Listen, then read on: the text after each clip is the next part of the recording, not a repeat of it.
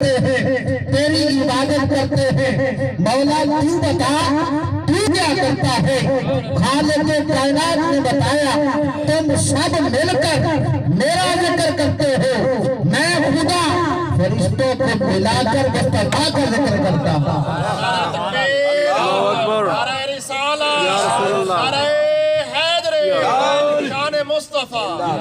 तो समझ आया कि हम मखलूकात इलाहिया जो जिक्र करते हैं उसका कुछ मकाम है, लेकिन जो जिक्र और जिसका जिक्र खुदा करता है उसका क्या मकाम है।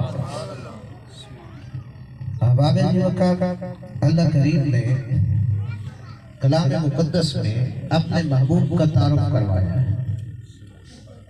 क्या कद जाअकुम मिनल्लाहि नूर, ताकीद सुनो अल्लाह की तरफ से तुम्हारी तरफ नूर आ गया। अल्लाह की तरफ से तुम्हारी तरफ कौन आ गया है?